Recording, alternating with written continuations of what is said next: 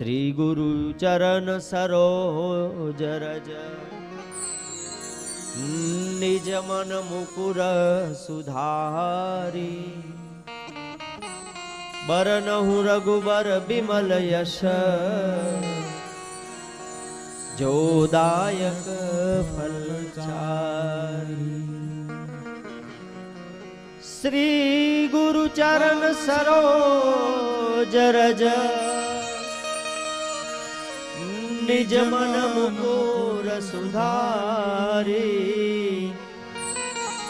बरनहु रघुबर बिमल यश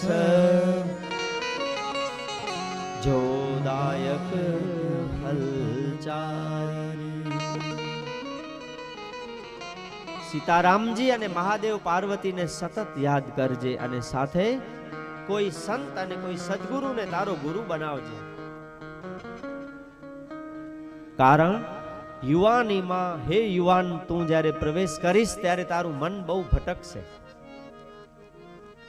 એ ભટકેલા મનને સ્થિર કરવા માટે શ્રી ગુરુના ચરણની રજ અતિ આવશ્યક છે.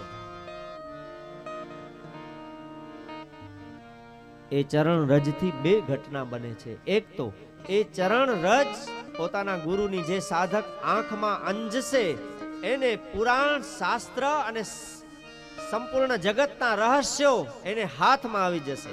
આ પહેલો ફાયદો. અને બીજું એનું મન શુદ્ધ થશે. આ ગુરુચરણ રજનો મહિમા છે. આપે જોયું હશે બાલકાંડની વંદનામાં તુલસીદાસજીએ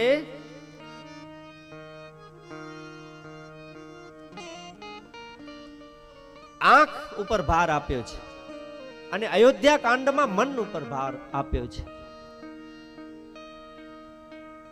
કારણ કે યુવાનીમાં મન બહુ ભટકતું હોય અને એ ભટકેલા મનને કેવલ અને કેવલ ફક્ત અને ફક્ત સદગુરુ સિવાય કોઈ સ્થિર કરી શકે નહીં. એટલા માટે સભામાં ઉપસ્થિત આપ સૌ મારા રામ ભક્તો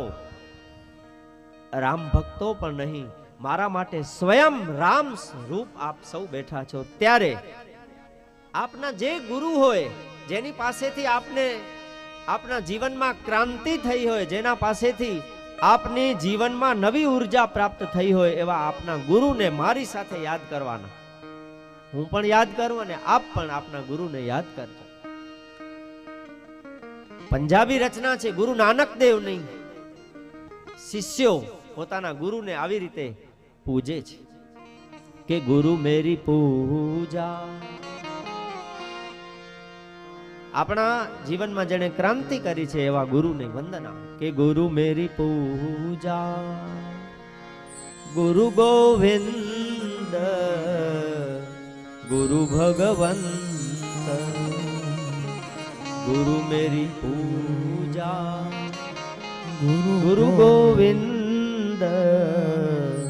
गुरु भगवंता गुरु मेरा पार ब्रह्म गुरु मेरा पार ब्रह्म गुरु मेरा पार ब्रह्म गुरु मेरा पार ब्रह्म गुरु मेरा पार ब्रह्म गुरु भगवंता गुरु मेरा प्राण ब्रह्म गुरु भगवंता गुरु मेरी पूजा गुरु मेरी पूजा गुरु मेरे गोविंद गुरु मेरे पार ब्रह्म.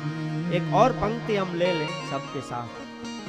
गुरु मेरा देव गुरु मेरा देव अलख अभेव अलख अभेव सर्व पूज्य चरण गुरु सेवो सर्व पूज्य चरण गुरु सेवो.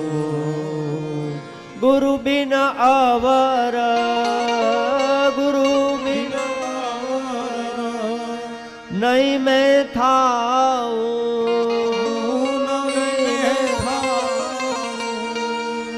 અનદિન જપવું ગુરુ ગુરુ નામ અનદિન જપવું ગુરુ ગુરુ નામ गुरु मेरी पूजा गुरु गोविंद गुरु भगवंता गुरु मेरी पूजा गुरु गोविंद गुरु भगवंत गुरु मेरी पूजा એટલા માટે ગુરુર બ્રહ્મા ગુરુર વિષ્ણુ ગુરુર દેવો મહેશ્વર ગુરુ સાક્ષાત પરબ્રહ્મ તસ્મૈ શ્રી ગુરવે નમઃ.